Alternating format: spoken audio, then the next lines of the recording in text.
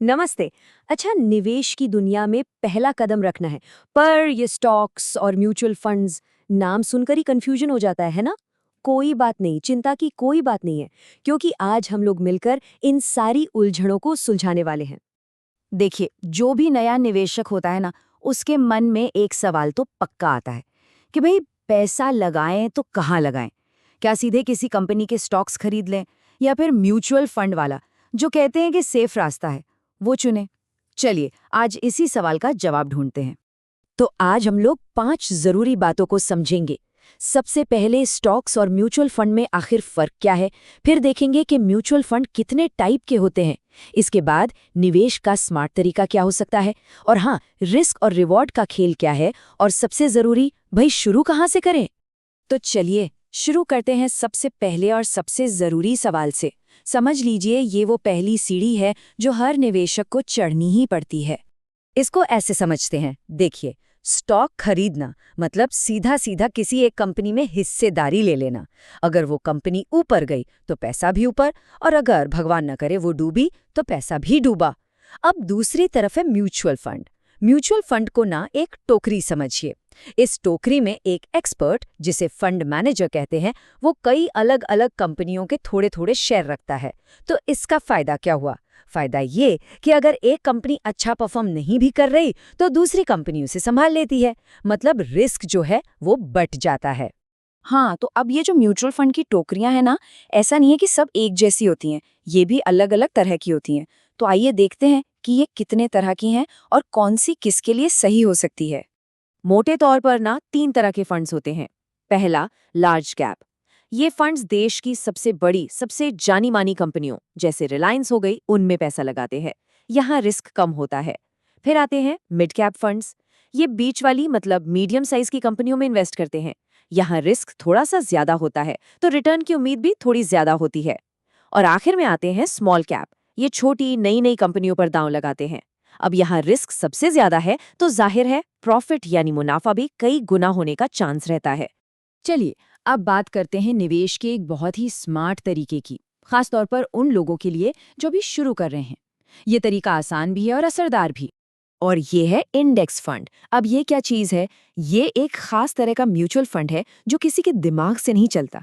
ये बस मार्केट को कॉपी करता है। जैसे इंडिया की टॉप 50 कंपनियां हैं ना, निफ्टी 50, ये फंड बस उन्हीं कंपनियों में पैसा लगा देता है, उसी अनुपात में। कोई फंड मैनेजर अपना दिमाग नहीं लगा रहा कि कौन सा स्टॉक खरीदें, कौन सा बेचें। बस मार्केट जैसे चलेगा ये भी वैसे ही चलेगा। इसीलिए नए लोगों के लिए ये एक बेहतरीन ऑप्शन माना जाता है। और जानते हैं इसका सबसे बड़ा फायदा क्या है? इसकी फीस, जिसे एक्सपेंस रेशो भी कहते हैं, वो बहुत बहुत कम होती है। अब जाहिर सी बात है, जब कोई फंड मैनेजर रिसर्च करने और स्टॉक चुनने में अपना दिमाग नहीं खपा रहा, तो उसका खर्चा भी तो कम होगा। इसका सीधा मतलब है कि निवेश की गई रकम का ज्यादा से ज्यादा हिस्सा काम पर लगता है, न कि फीस देने में। ओके, अब आते हैं एसआईपी पर। एक बहुत बड़ी गलतफहमी है लोगों में, तो एक बात बिल्कुल साफ कर लेते हैं। एसआईपी कोई इन्वेस्टमेंट नहीं है। जी हाँ, एसआईपी तो बस इन्वेस्ट करने का एक तरीका है, एक मेथड है। इसमें होता क्या है कि हर महीने एक फिक्स्ड अमाउंट, एक तय की हुई रकम अकाउंट से ऑटोमेटिक कटती है और चुने हुए म्यूचुअल फंड में इन्वेस्ट हो जाती है। और एसआईपी का जो सबसे बड़ा जादू है ना, वो है रुपी कॉस्ट एवरेजिंग। ये एक ऐसा कॉन्सेप्ट है जो मार्केट के उतार चढ़ाव के झटकों से काफी हद तक बचा लेता है। अब सवाल है, ये काम कैसे करता है? अरे बहुत सिंपल है, समझिए। हर महीने एक तय रकम इन्वेस्ट हो रही है, तो जब मार्केट नीचे है, यानी चीजें सस्ती मिल रही हैं, तो उस रकम में ज्यादा यूनिट्स खरीद ली जाती हैं। और जब मार्केट ऊपर है, यानी चीजें महंगी हैं, तो उसी पैसे में कम यूनिट्स आती हैं। अब लंबे समय में क्या होता है, खरीदने की जो एवरेज कॉस्ट है वो कम हो जाती है। और यही तो है जबरदस्त मुनाफे का रास्ता।